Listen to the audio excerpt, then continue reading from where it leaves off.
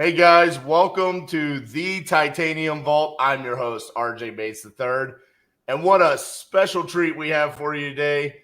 My good friend and Closers Olympics competitor, Mr. Munif Saza. How you doing, man? I'm great, RJ. Thank you so much for having me on your podcast. It actually made my day when you asked me if I would be available for this. So Well, thank you. I love that, man. It's an honor to have you. Um, you know, we competed against each other. I can't believe it's almost been 3 years or 2 years at this point.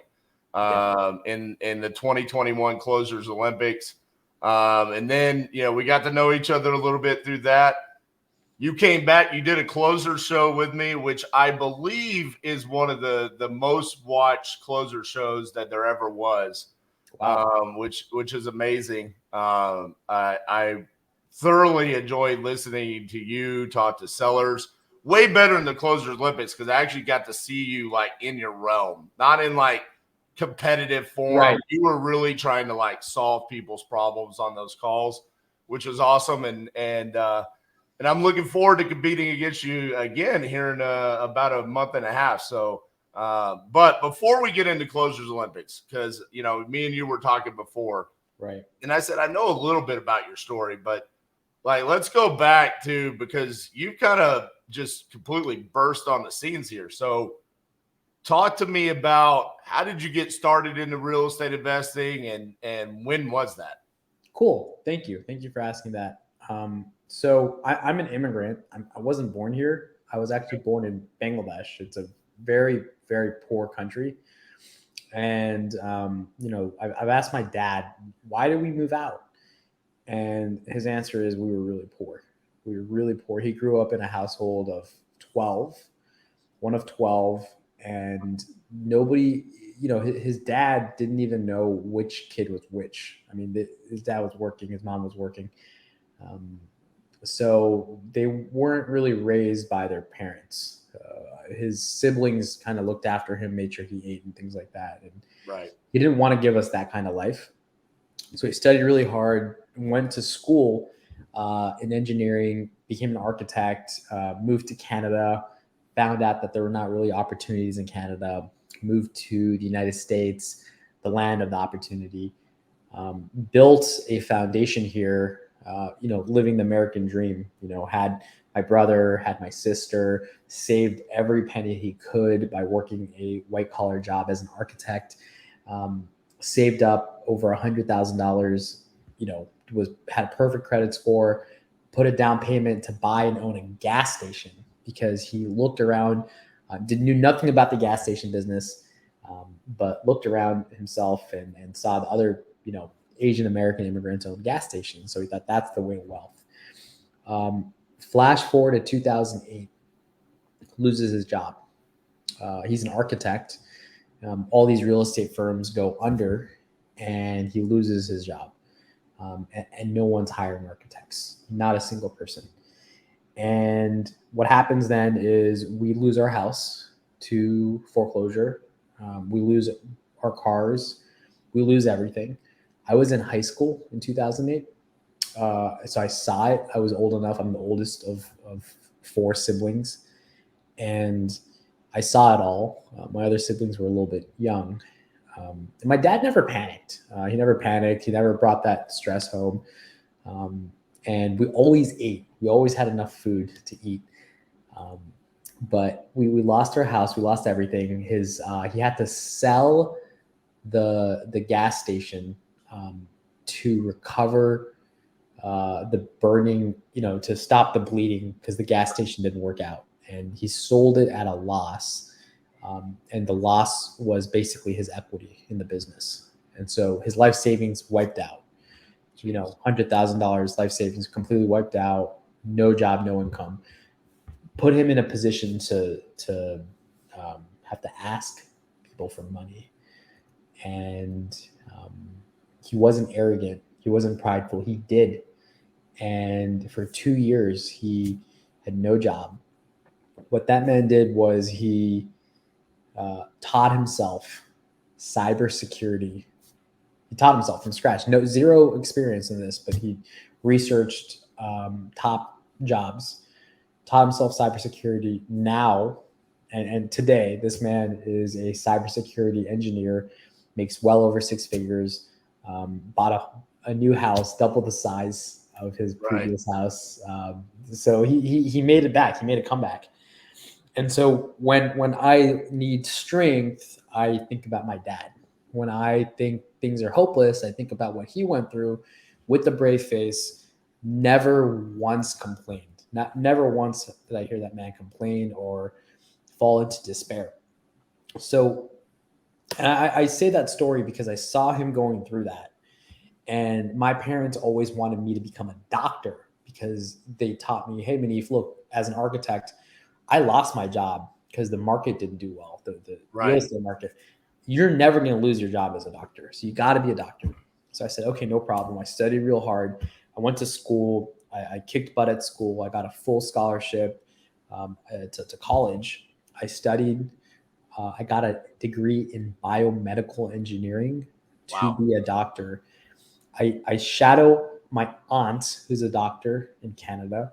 I shadow her for 3 months, and it's horrible. RJ, it's so bad, man. Like, she wakes up at like 5 a.m, gets ready, goes to her clinic. She spends maybe 14 hours a day, 6 days a week, either at her clinic or doing surgery, comes home real late, is exhausted, passes out. And she has money. I mean, she makes money, but she also has a lot of bills. Her lifestyle, it's expensive. And so she's in this, it felt like a rat race. It really did, as a doctor, as like the highest level of, that you made it, as Asian American, you made it for your doctor, and she's a surgeon. So I knew I didn't want to do that. I'm like, there's no way I want to do this. I was like, hey, can we go out? Can we plan like a weekend away? She's like, yeah, I just need to book my weekend 6 months in advance. I can't take a day off unless it's 6 months in advance. I knew that was not for me. It was really tough news to break it to my parents. They really had high expectations for me to be a doctor. I grew up wanting to make my parents happy. And I said, no, I'm not doing this. I'm not doing this. And my dad said, okay, no problem. What do you want to do? And I didn't know what I wanted to do. It took me 2 years. So I graduate college. I'm going to take the MCAT. I decided not to do it. Now I'm confused. I'm going through an existential crisis. I did not work anywhere for 2 years. I literally lived in my parents' basement. I actually got depressed. I had depression during that time. I didn't know it at the time. And then I remember I had no money. I was asking my dad for like $20 here, $15 there. And one of my friends had a graduation party at the university I went to. And I needed money for gas. I didn't even have a car. So I had to borrow my dad's car. I asked him for gas money. And I'll never forget this. I asked him for $20 for gas, but I calculated I only need $10 to actually make it there and back. And that means I had $10 to spend for whatever, the graduation and dinner and whatever. And I drive there. I drive to the graduation, see my friends graduate. We go to a dinner afterwards. And I'm looking at the menu, RJ. I'm looking at this menu, and I'm like, okay, I can get the grilled cheese, and I can tip, and that's it. Wow. And I was like, all right, I'm gonna get the grilled cheese. I'm gonna tip, and then everyone's like, hey, we're celebrating. Let's get a round of drinks. And I'm like, crap, I can't afford. I don't have any money for a drink. And they asked me what I wanted. I said I'm good. And the guy next to me, never met this guy in my life. Really nice, charming guy. Don't even know his name. Was like, you don't want a beer? And I'm like, no, I don't. He's like, why not? He pressed. He asked, he didn't have to press, but he did. And I go, for some reason, I tell him the truth. I said, it's because I don't have any money. And he didn't make me feel bad. He puts his arm on my back, really happy, like, bro, no worries, man. I got you. Oh, it's on me. And he bought me my drink. And I had known that he got a job. He had made some money, so it wasn't a big deal for him. And that was the tastiest beer I've ever had in my life. Right. It was so delicious. And I wanted to be that guy. I was like, I want to be the guy that buys the drinks. And so I drive back home. I tell my dad, hey, Dad, how do I make money?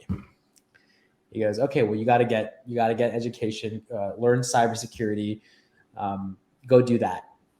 And then I did that. In 6 months, I actually took I got like 3 certifications. I got a job in cybersecurity. I had that job for like 6 years. It paid really well, but then I felt myself going back to that rat race, Right. Making a certain amount of fixed money every month. And then that's all I could make for the month. That was it. There's no more money. And I had to figure out how to save money. I had to figure out how to cut things instead of making more money. And that didn't really sit right with me. So I looked into other ways of making money, and I started all kinds of small businesses. We started a glass blowing shop. We started a branding business. I did stock options. I tried all these little different things. And I then actually found real estate by reading the book Rich Dad Poor Dad. And I went to one of their seminars. They had a course or something, and I signed up for the course, and I did that. It didn't really work out for me. The reason it didn't work out wasn't because of their inability to teach. It was my inability to understand the single most important part of this business is the ability to close deals. 100% sourcing. If you don't, there's no deal source, there's no deal. Exactly. I didn't understand that the single most important part of this business isn't the underwriting. It's not the analysis. It's not the spreadsheets. It's none of that. It's being able to talk to a human being, figure out what their problem is, solve their problem, and give them maybe a cash offer. Right. And, I didn't understand that. In the 2 years I was in that mentorship, I probably talked to 10 sellers. And I thought that the business wasn't for me. My cousin calls me, says, you got to check this guy out. His name's Pace Morby. I check him out. I loved the way the guy spoke. It really spoke with me. And then I signed up, like literally the next day. I signed up for that group. And I DM Pace. I say, hey, man, I need to learn how to talk to sellers. How do I do this? He goes, hey, man, 8 a.m. to 10 a.m. your time, there's a role play we do 5 days a week. Go to that. So I start going to that. I practice. That's all I do. And, mind you, I'm working this full-time job.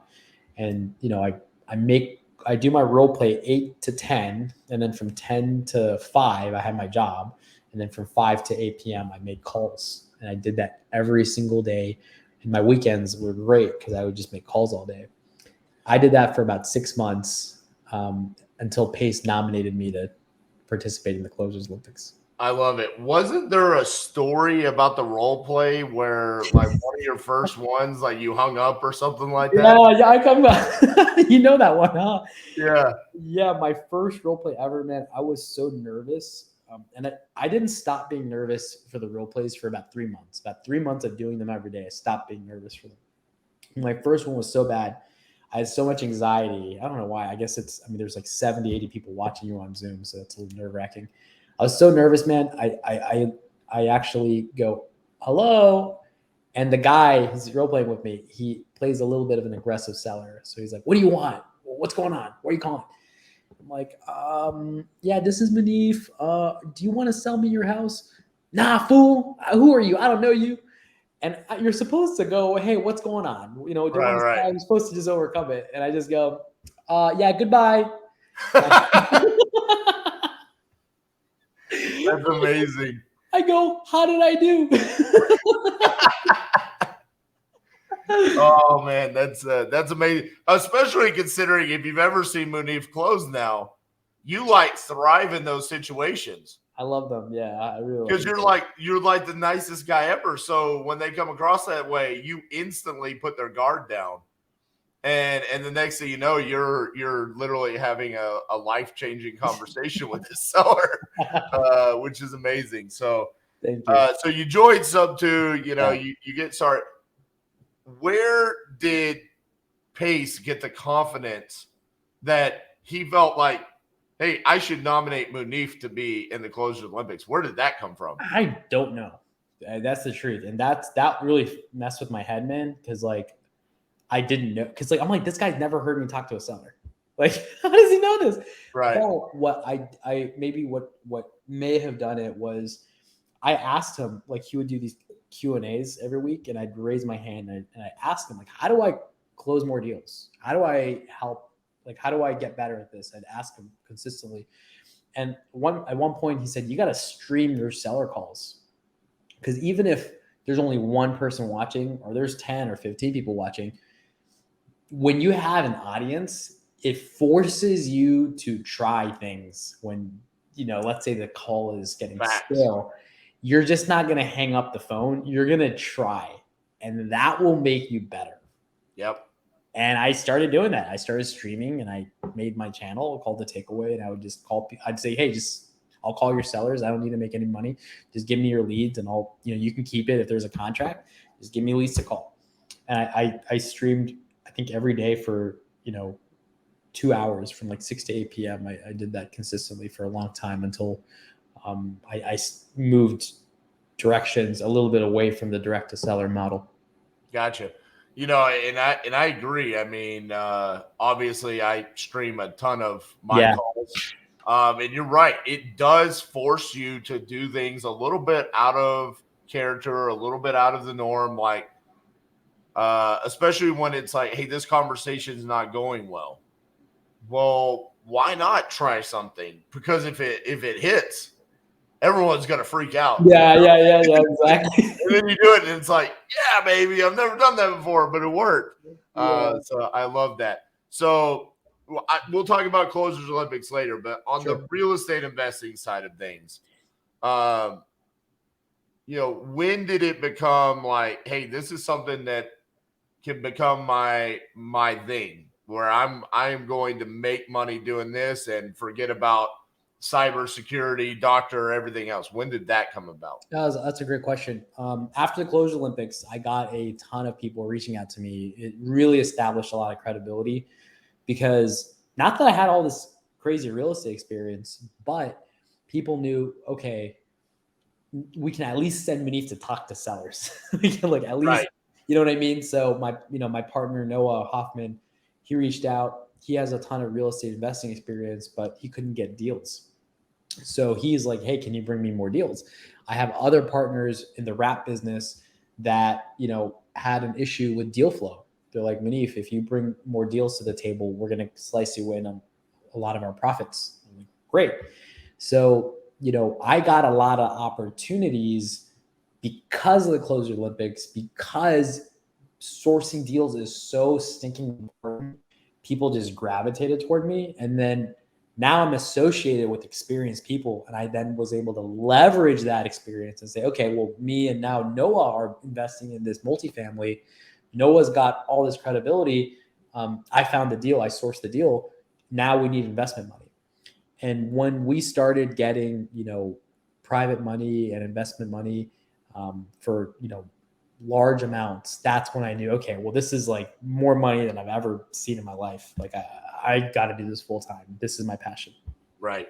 All right. So right now where you're sitting, are you primarily still just solely focused on, you're the guy that talks to sellers and you're sourcing deals? No. You've transitioned from that? I totally did, man, because what happened is I would, and then I found that if I just, wholesalers would just come to me and ask me for help. They'd be like, well, I got the seller. Like, I don't want to JV with you because I'm like really close. I just need you to answer this one question.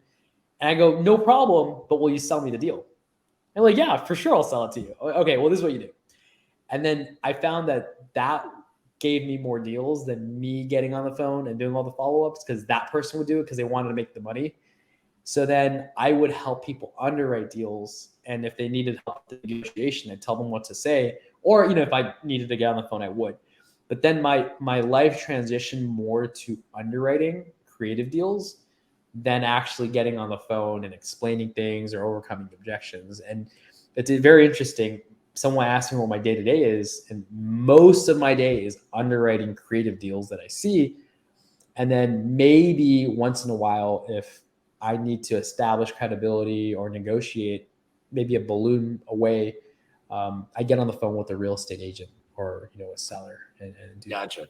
So when you say creative deals, because I know you're in the sub two community, and this is a topic that is discussed all the time about all of the creative solutions that are out there, and some people are great at them. Some people, I get presented deals all the time where it's like, hey, this is not a deal. Right.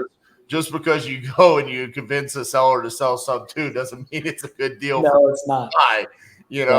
This is not the end all solution. And so I love the fact that you actually are talking about, hey, I'm underwriting the creative deals. So is that for you to take down? And when you say that, be more specific. Is it like we're talking about sub two wraps? Or are we talking about seller finance? What are we talking about? Seller finance and sub twos, mostly sub twos. We'll buy 9 sub twos for every 1 seller finance. Gotcha. Because of the way the market, in the past few years, the market really expanded. And then, the interest rates started hiking, and then now it started contracting. Yep. People who bought at this time where they bought at the height of the market, got a really good interest rate, and the market started contracting. All those people that had to sell need to come up with $10,000 or $15,000, to the closing table to actually sell their house. Right. And now when they talk to me, I can pay them $1,000, $2,000, $5,000 to take over their mortgage payments. And they're really excited to do that because I'm solving their problem. So we're seeing a lot of sub twos. We take those. Not every sub two is a good deal. Right. If it's 7% interest rate, I don't want it. and sometimes people put these ridiculous terms on these sub two deals that, I've seen everything. But we're taking them down ourselves. We're buying a ton. We're buying 4 to 5 a month. And then what we're doing is we're wrapping them. So we're creating a new. So remember I told you the market expanded and then it's contracting. And then they bought at the height. So they owe this much money, but the house is worth this much. Well, what we're doing is we're actually selling these houses on seller finance. We're actually marking up the price on these houses to this much. And then we're saying, hey, you don't need to go qualify for a loan for this much. We'll finance it. Just make payments to us at 9% interest rate. And we make the spread. We pay this loan, we make this much, and we keep the difference. I love it. Several years ago, I converted all of our rentals to wraps. I didn't know that. Yeah. That's really cool. Yeah, I think I only own a handful of rentals at this point because I realized I didn't enjoy being a landlord. It's funny, you talked about, that moment in cybersecurity where you felt like you were back in the rat race. Yes. That's how I felt being a landlord. I'm like, hold on. I thought I was doing this for freedom to create wealth. This is miserable. If this is going to create me wealth 20 years from now, I think I'll be dead by then. I don't want to do this. And it's not to say that that's forever how I feel. Right. In my journey at the time, bandwidth, team, everything like that, it was like, we're just not very good at this. So let's not do it. And then we converted those wraps, and it's like, oh, now this is amazing. Now this it is the closest thing to passive income as you can get in real estate investing. So look, some details here because there might be some differences on how we do these. Do you hire an RMLO? Always. Right. And then do you use a debt servicing company? Yes. To collect the debt. Yes.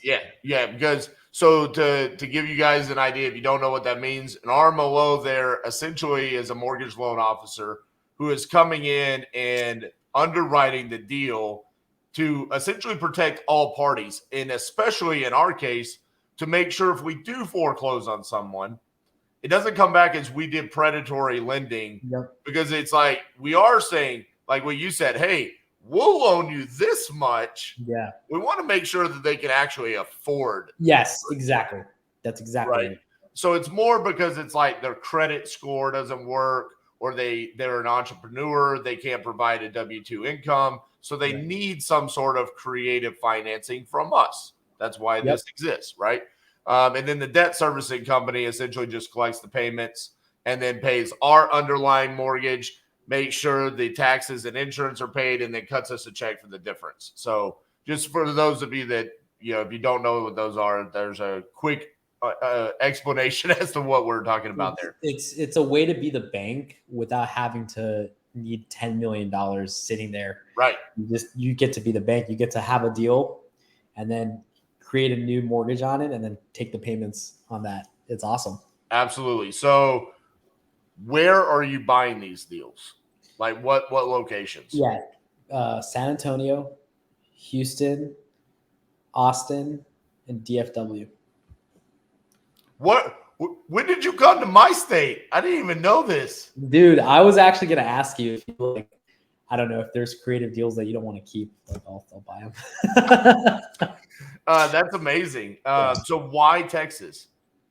Oh, dude, it's the best state to rap in. 100%. Like the single best state to rap in because number one, sellers understand seller finance in Texas. It's been part of the culture for a long time. Because you're not having to explain what seller finance is or sub-twos are. Right. There's a lot of title companies that specialize in wraps. And so, I was really excited to meet Allison Tipton. She was in a Zoom I was in, and she does a lot of wraps. I think she has a title company in Texas. So that's really good. There's a lot of laws around it, doing it properly, which is really good. And then the taxes are so high in Texas. It's a challenge because, Texas is the house prices, the median house price is very affordable. Okay. So like 300,000 ish is like the median house price. Maybe in Dallas, it can go up to 400,000. But other markets, it's way too expensive, but 300 to 400 is a really good median. But property taxes are so high, $1,000 a month. Sometimes they're super high. They eat all your cash flow. If you were to hold it as a rental. But when you wrap a property, you're no longer the owner. That new person's the owner. They're paying all the taxes. So you get the benefits of just having this great appreciating Texas market. You have all the benefits of this great real estate market, but then you have this exit strategy where you don't have to pay the taxes. So it's the best state to wrap it. I love it. I see. This is why I love doing the podcast because I would have never assumed that you were doing business solely in Texas. Now I do because as someone that does nationwide and, I have a problem sometimes saying no to things. So I'll give you an example. Yesterday, during my live, I get on the phone. It's a mixed use building. So it's a duplex in the back and it's a retail store in the front. Okay. It's rented out for $1,400 a month with the potential to be $2,100 a month. Okay, so $2,100 a month. I got zero down, seller finance at $700 a month. Whoa, that's really good. Now, how do you walk away from deals like that? If it's not in your market, because this is in Ohio. So how do you sit there and say, I'm not going to do that? Oh, dude, this is all I do. It's so if the only way I would touch that deal is if I had somebody I really trusted in Ohio to perform. I'd call them up. I'd go, hey, do you want to just buy this deal? You just buy me out. We can JV, but I don't want to touch it. I don't want to know about it. I don't want anything to do with it. But how do you do that? Because you're such a creative problem solver. Are you just saying? No, because I spent so much time and there's so many opportunities. I spent so much time on stuff that looked really good. But then when I actually started working it, it wasn't that good. And I didn't have the resources in that market to actually do something with it. And I just ended up wasting time. And so I made a rule for myself. I'm only going to be in markets that I have resources in. And I have a ton. Both my partners live in Houston and they've been working out of Houston for 10 years. So, and they can drive their crew anywhere into the other markets. So I have a lot of resources in Texas. If something happens and we have to pivot a little bit, we can do things. We can fix things. We can, rehab things. We can list things. We have so many resources in Texas. Whereas I don't have any resources in Ohio. I'm relying on knowing somebody who does. And then if I've never worked with them before or something, it could create problems. And I just want to avoid all that and just do what I'm good at and do what's working and just do that over and over and over again. Okay, so I asked that for a very specific reason because I have nothing but love and respect for Pace and the Sub 2 community. However, there are times where I'm live and I get people from the Sub 2 community that's like, hey, why didn't you do this? Hey, why didn't you do that when I'm on the phone with a seller? And one of the things that I've seen from some of the unsuccessful students is that they're a victim of the shiny object syndrome. Oh, bro. Yes. So talk to, because I'm sure you're going to share this out there. And at this point, we're going to have some Sub 2 students listening. So talk to those people that have to avoid that shiny object syndrome. You do. And Pace talks about this a lot. And he tells you, guys, if you're in Sub 2, you're watching this, he tells you, don't go to all the Zooms. Don't do it. Don't go to all the Zooms. Figure out your avatar. Figure out what you're good at and do that. That's why there's an avatar series. So, for example, RJ, your avatar would be closer. Right. Closer. Boom. Like the pinnacle of closer is RJ Bates. It doesn't make sense, RJ, for you to be the connector avatar where you're trying to connect a bunch of people because you're very helpful. It might suit your personality. You might know a lot of people, but your avatar is a closer. You're going to make the most money in this business by doing more of that and branding yourself that way. So we talk about this a lot in Sub 2, but there's so many ways to make money in this business.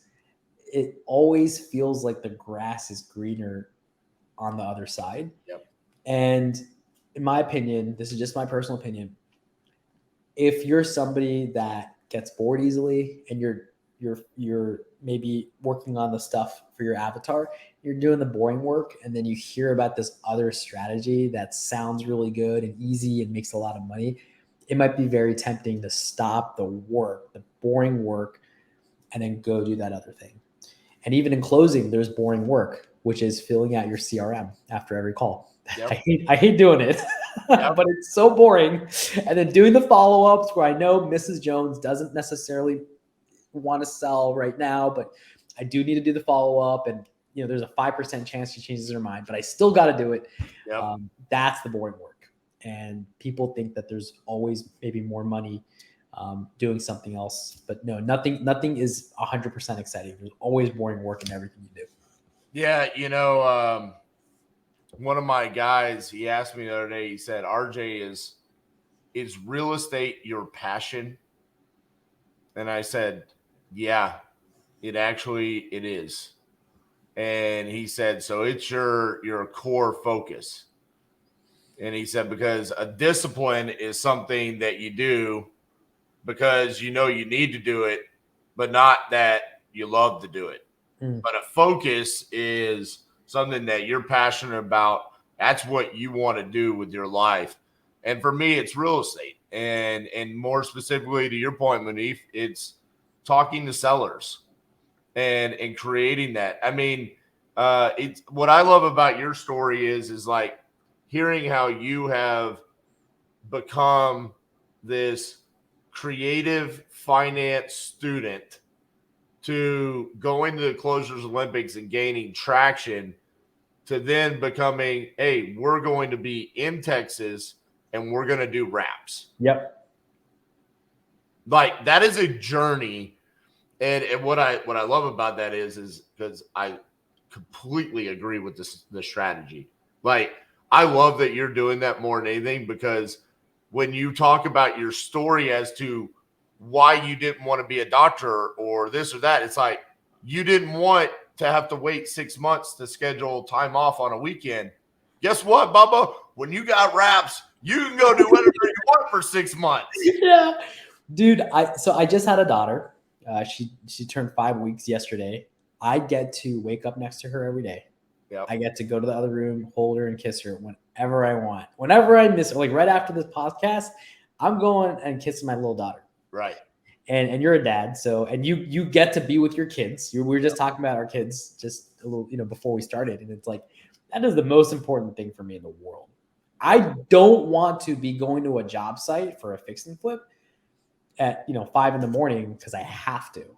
I want to create passive income from me and my family. And then, I want to have enough money where I'm making enough money every month where I can try building a fix and flip crew. And even if it goes horribly wrong, I screw everything up, I'm not stressing out because I'm getting a big check next month. Exactly. Facts. So, all right, let's transition to the Closers Olympics. I want to talk about this a little bit. So I got to tell you this. I got to tell you my side of the story. Okay. I'd love to hear it. You know what happened for you, but I've never told you what happened for me. Okay? Yeah. So we all know I was in Cleveland for my son's hockey tournament, right? Yeah. So we flew in on Thursday. Open run is on Friday, right? So the open run is where you were competing to officially make the Closers Olympics. Yep. So the way hockey tournaments work is majority of the time, 2 games on Friday, 1 on Saturday, championship games on Sunday, right? So I'm at hockey all day Friday. We go do the morning game, we get done, then you got to take the kids to eat and then try to get them to rest a little bit. And then you're back at the rink and then it's eat again. And then you got to get them to bed because sure enough, the Saturday morning game is going to be at like 7 a.m. Wow. So, it's just a full day. So I'm doing this whole thing, but then I know I got the Closers Olympics the next day and I've traveled and I've done all this. And so I'm like, I want to go to the barber shop. I want to get all lined up. I want to look good before we go. So I had a parent take Trinity to dinner. Yeah. And I went to a barber shop. And as I'm waiting at the barber shop, I sent Aaron Bevins a text and said, how are the open runs going? And he said, oh, bro, this dude Munif locked up 2 deals. And it was, now I've said it before, I have never been more confident in anything I've ever done than compete in the 2021 Closers Olympics. Like I knew I was going to win. Yeah. But that Friday, when he sent that text, it locked me in and I said, oh, okay. So we're gonna have to get some ink on paper to win. Because remember, the 2020 Closers Olympics, there wasn't a signed contract. It was just verbal agreements. So now I know going into this that I'm actually going to have to get like signed contract. And so that was the moment for me that I got locked in and I realized, all right, this is serious stuff right now. And so I have to kind of thank you for your performance on Friday because there was a little bit of like arrogance going in, like I'm going to go in and I'm going to do this. But there was also the little bit of pressure that was applied by you on Friday where it's like, okay, there is some competition here. And not that it was like, I didn't think there were good closers in the Olympics. I just was so confident in my own abilities. I legitimately didn't care who I was going against. And it was like, no, I'm going to go out. I had like, I'm the kind of like, I get motivated with a chip on my shoulder. So I've been carrying it around since 2020, right? Like, so I was ready to go get my belt, right? So and then we go live on Saturday. I went pretty early again, which I think is a benefit to go early on that first day. And I had a good showing. And then I heard you had a good showing. Because again, remember, I'm like doing my 30 minutes and then I'm back at the hockey tournament playing dad. Yeah. Right. So I didn't get to see anybody really go, except every now and then I'd pop in and just hear some things. And then we had the final round. And I got to see you go. And what I saw during your round was a very confident person on the phone, but you were not confident in the competition. Exactly. Yeah. Like that's exactly what I saw. And at that moment, and I saw the same thing with Max.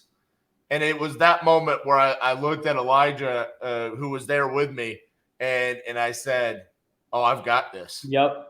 I said, because I'm confident in the competition. I've been here before. Like, I've got this. And it wasn't that I necessarily thought you guys did anything wrong. I think it was some of the leads that y'all got. And then also y'all both went into y'all's normal day-to-day closing style. Like where you were like, hey, this is kind of a dead-end lead. It's Mrs. Jones that doesn't want to sell now. She'll sell 6 months from now. But it's like, this is the Closers Olympics, bro. Hey, dude, that hour, they gave us an hour. I didn't know we would get an hour. I don't know if they told you get an hour. I didn't know. So it totally screwed with my head. I started thinking I got time when I really didn't have time. I figured out why that happened. Because I've heard you say that to me before. Remember, I gave you the whole lecture on wholesale hotline. I'm like, bro, you always got to pee before you go on stage, okay? But the reason why that happened is because you were in the open run. So they didn't think anyone from the open run could possibly make the finals. So all of us that were in the Closers Olympics, we had our own little meeting where they're like, this is what happens. And I know you kept saying it, and I'm like, bro, were you just not paying attention? No, you weren't there. They didn't think someone from the open run was going to make that. Oh my God. I loved it. So yeah, I finally figured out why that happened. I was thinking about it the other day. I was like, why? Because I can't remember. It was on one of our videos that popped up. Someone sent me a reel or something, and I was like, that's why I didn't know. So how did Closers of the Olympics, like, I know you said obviously it opened up opportunities, but talk about the feeling that you had on those days when the camera went off. And like, because I always know that's a monumental moment for me. Like the adrenaline kind of wears off, and it's like, did that just happen? Mm-hmm. Like, what were those moments like? So a lot of people don't know what happened after. People really close to me and who work with me know what happened. So you got to remember that I did not want to enter the competition. Right. I did not, like, somebody actually asked me, Elena Tang from our community said, Munif, you should enter. And I said, no way. I'm super new. I'm not ready yet. And what happens is Pace nominated me and then bet $10,000 that either me or Dan Quijano would place top 3. And I was not ready for that. I didn't want to do that. Pace never asked me. He never talked to me. He just put us out there. And I felt I had this obligation to perform and compete because that's not my natural, arena. I'm not like a competitive guy. Like my personality is very much like if somebody, if there's a chip on my shoulder, it doesn't motivate me more. I like to just like zen it out and then, and then like, what do I want in life? I want this. This makes me happy. I'm going to pursue this. So that like a competition really stresses me out. It's very stressful for me. But I wanted to do it. I wanted to make Pace happy. I wanted to represent the sub 2. I really wanted to put my best foot forward. And so what happened is I was really nervous up for the 2 weeks before. In those 3 days of the competition, I had so much stress, so much anxiety. Like I was physically shaking. Actually, under the table, I was actually shaking because it's just not, imagine like taking an introvert, putting him in front of 2,000 people, first time speaking, first engagement, you're speaking, go do it. And you're representing this crowd. So I did it. And what happened after the competition is I had a major adrenaline crash and immune system crash. I was sick. I've had asthma my whole life, but I outgrew it from just building my immune system and being overall healthy. All that came back. Like my immune disease, like autoimmune issues came back. I was coughing for about 4 to 5 months after the Closers Olympics. For the first three months after the event, I couldn't do phone calls because I couldn't actually talk to sellers without coughing. And it was really difficult for me to just like I can breathe now. I'm good now. But it taught me a lot, like what stress can do to you. And that I was like, I promised my cousin that I would never do this competition again. I was like, I'm never doing this again, no matter who asked. And I said no. I stuck to it until you actually called me and you actually reminded me how important just having different closing styles and having different kinds of people in the competition, how it can affect the community. And I said yes. I said, okay, what's different? I'm going into it for a different reason. I don't have $10,000 of my mentor's money on the line. I'm going to here represent people who are introverts like me, people who are shy like me, and show them that they can do it too. At the end of the day, it's not about winning the competition. At the end of the day, what the competition represents is educating people on how they can pick up the phone and talk to sellers. How someone like me that gets motivated with a chip on his shoulder can go do this, and how someone like you that likes to zen out and doesn't, and an introvert. I'm naturally an introvert. I'm by all definitions, I am a cleaner. If you haven't read Relentless, I've read it. Oh yeah. You are. I relate very close to Kobe Bryant. I don't keep a lot of people close to me. I can go to an event and I can put on the smile and talk to everybody. But at the end of the day, where I'm really happy is just putting in the work. That's what I love to do. And so for me, the Closers Olympics is like a lot of showmanship. But it's to build the brand and the excitement around it. And at the end of the day, it's when the clock starts, it's funny. I go live every day. There's always a clock right in front of me. I compartmentalize everything I do down to, it's funny. I go live. I know I should be able to go live for 2 hours, and then I need to pee. And then I go live for another 2 hours, and then I should eat. And then I should pee again. And then it's like, this is my normal system where it's based around a clock in my face.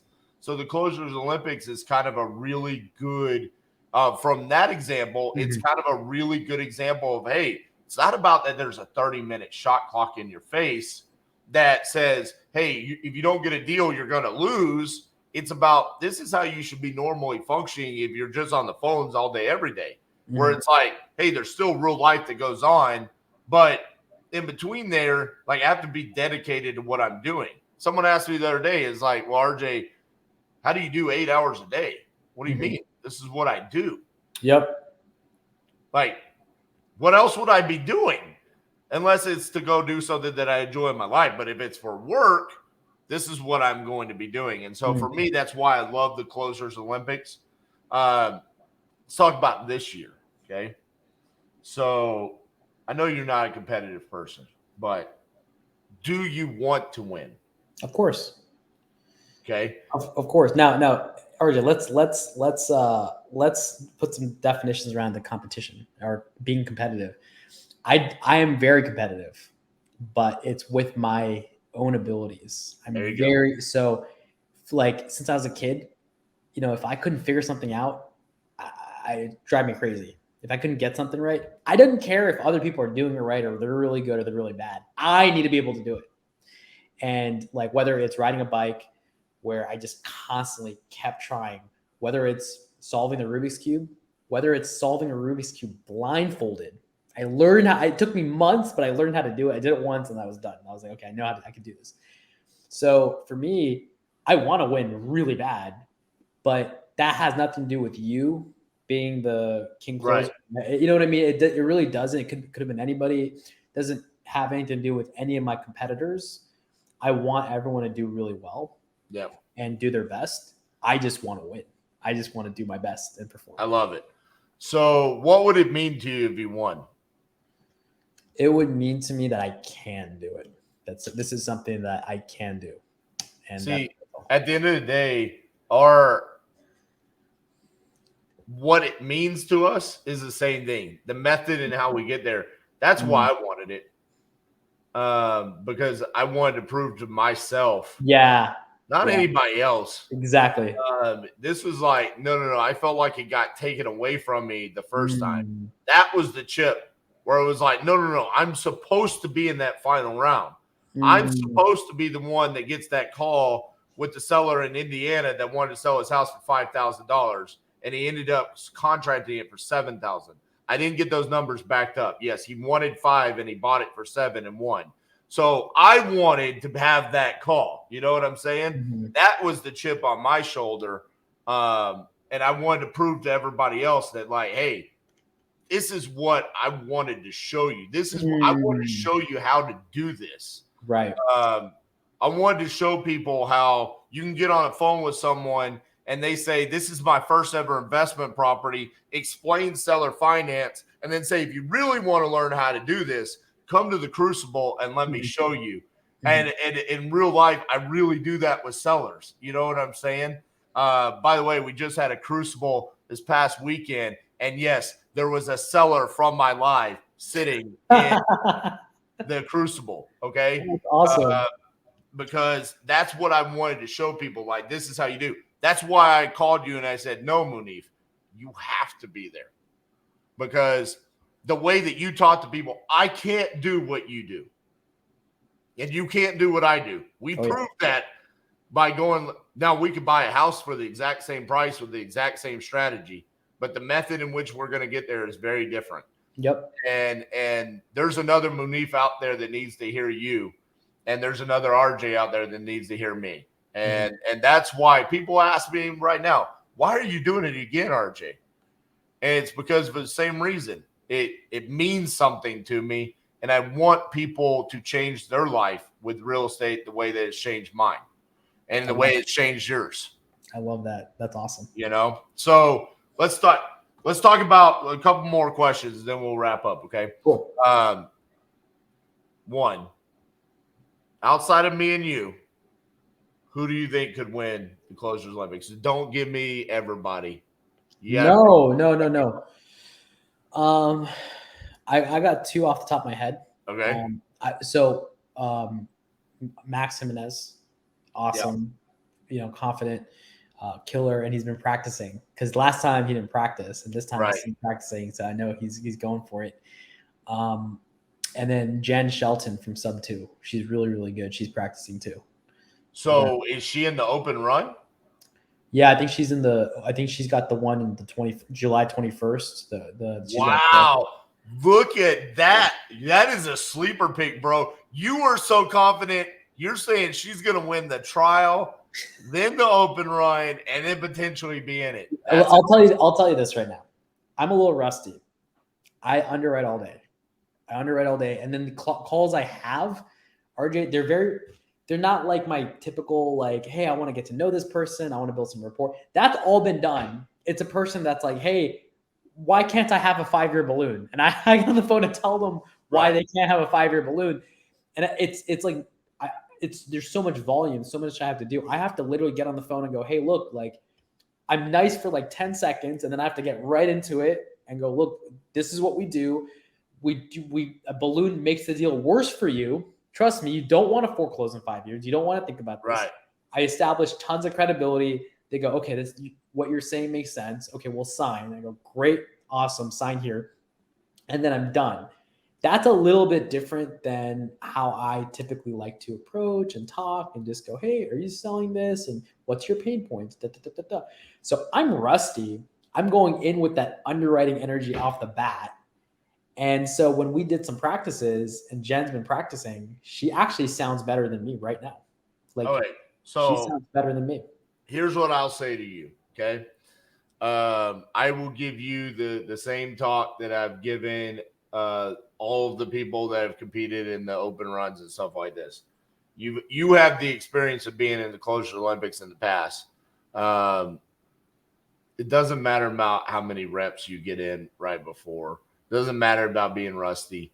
Because at the end of the day, you are who you are, and that's why people sign contracts with you. They're not signing contracts because you know how to underwrite deals or because you know a catchphrase or anything like that. There is no one out there that can hold a freaking vanilla latte the way that you do and say, hey, this is Munif, the way that you do, and get them to just open up, okay? So if you just go in, man, with the confidence of being yourself, I think you're one of the best closers that I've ever seen. Thank you. Of course, I wish that you were a little bit more cutthroat for the close at times, but that's who you are, you know, and that's naturally me being like, insert RJ into Munif. You know, it's like, push harder. No, you got him. Go, baby. You know, and you're like, so, you know, you keep pushing a little bit your way. Which is what I love about this competition. It's what I listen, bro. I've taken stuff from you. Same here. I've taken stuff from you where doing these long 8-hour lives, I mean, I've probably had a handful of conversations that have gone well over an hour and 15 minutes, where I've continued the conversation down a path similar to I've seen you do, where it's like, hey, this is what the seller needs, and eventually we'll bring it back around. And the majority of those have ended up in contracts and really good deals. Nice. And so from that, I appreciate it. I think you've actually been on the live watching one of those calls where you were commenting, going, bro, this is crazy. Yeah. So I just, first and foremost, thank you for doing the competition again. It means a lot to me in the community that you're willing to do that again. And I can't wait to get back in there and compete with you. And I think you're one of the favorites for sure. Thank you. For everyone that's listening, if they don't know where to follow you, what's the best platform for them to come follow you and get more of Munif? The best platform is Instagram, and then I'll just put my Instagram handle in the the chat right there. So it's at Munif Saza. Okay. Yeah, that's it. Mm-hmm. So I'll make sure to put that in the show notes, man. Thank you so much for hopping on here. I know it was some short notice, and you made it happen, bro. I'm honored to call you my friend, man, and you're an amazing human being. You're one of the most humble, kind people in this industry. You'll do anything for anybody out there, and so I appreciate you as a human being and as a fellow real estate investor. Thank you, RJ. Your words mean a lot. And before we wrap up, I do want to say, I've ever since I learned about you, when I was practicing, I watched the entire Closers Olympics from the first one, and I watched you go through it all, and then I actually studied your 50 deals in 50 days. I've looked up to you ever since. So it's a great honor for me to, have you call me and encourage me to do it this year. Yeah, it is an honor for me to call you my friend. So I feel like there's a responsibility for us, and for me in particular, the King Closer belt means a lot to me. The name is kind of, probably not the one I would have chosen. But the fact that it was bestowed upon me and they said, hey, I think there's a way that you can handle that and treat that honor.